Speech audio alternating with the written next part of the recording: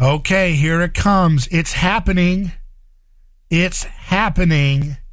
Yellen admits that inflation is going crazy. The Treasury Secretary concedes she was wrong on path that inflation would take.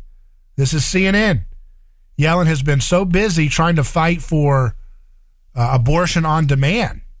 She didn't know what she was doing with her inflationary policies, apparently. She just didn't see it.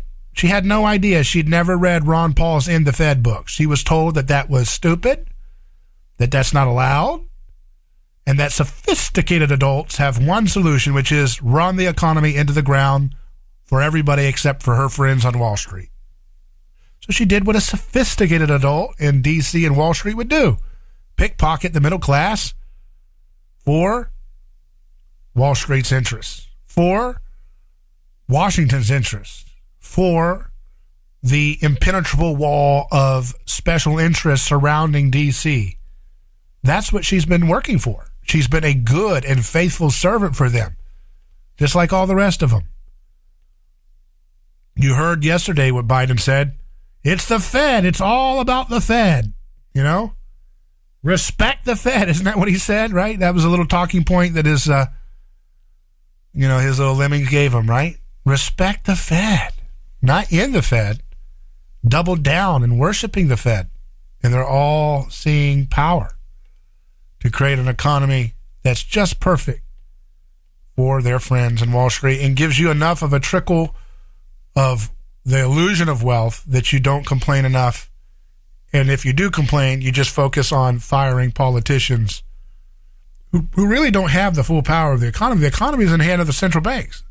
Why is it that Karl Marx said that a central bank is one of the key aspects of the communist platform? You have to have a central bank to do communism.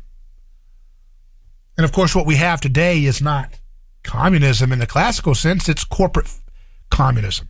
Corporate profits for a select few friends with DC and communistic scraps for the rest of us.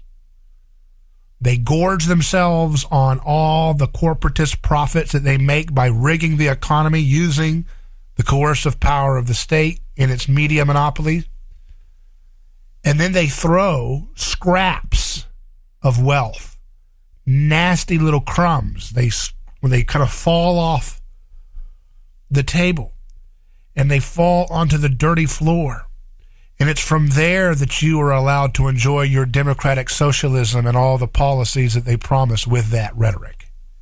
That's where you are to be if you're not a part of their project, if you're not a part of their insider crowds, their friends that get to bet on all the stocks they do while they're in Congress and all that nonsense, right?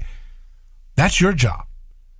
You're to be happy that you get democratic socialist rhetoric, you get scraps of wealth on the ground, and you feel empowered and you feel like you're getting equity because, hey, that other dog that's licking the scraps, he gets less scraps than me now because that's vengeance, that's equity. So therefore, I'm happy.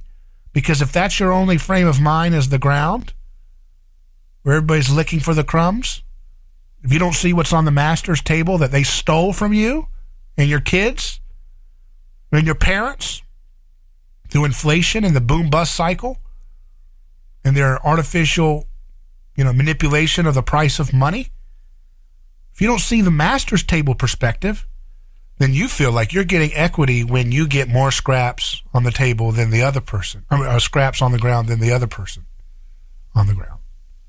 That's the game of politics today. That's what it is.